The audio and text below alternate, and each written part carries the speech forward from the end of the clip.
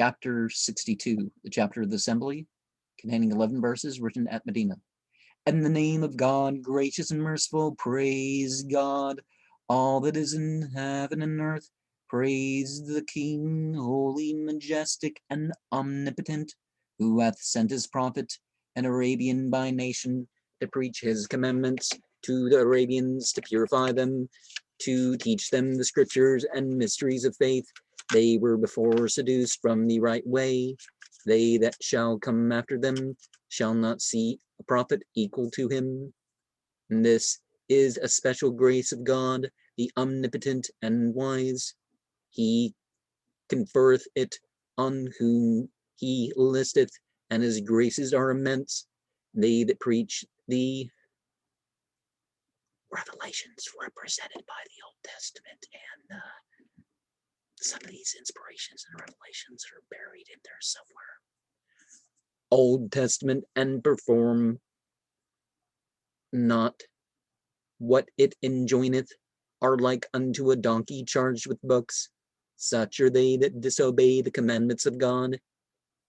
He guideth not the impious. O ye Jews, believe not yourselves to be the beloved of God, expect death.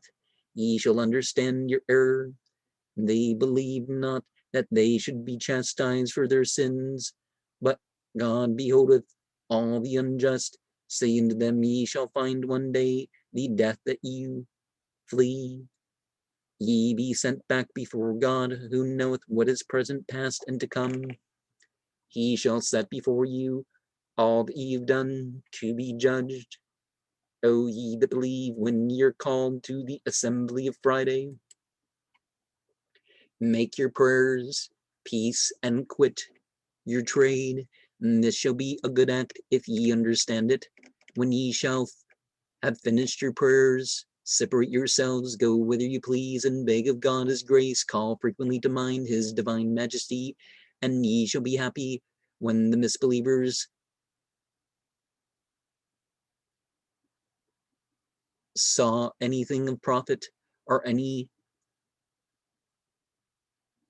advertisement, they forsook thee and went out from the sermon, say unto them, how great riches and delights are there with God. He is the rich of the rich. And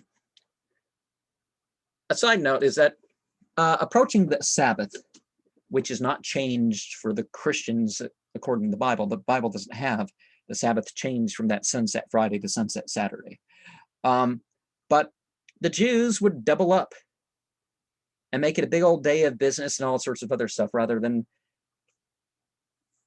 use Saturday as a break from the cooking and some other stuff, which you can't go too far north before going without fire one day a week is starts to be quite the issue. I mean, people still die because they're like, well, I have to shut off the fire and the lights and all sorts of stuff in the middle of winter in, different area than the deserts of North Africa when that stuff was first put down. But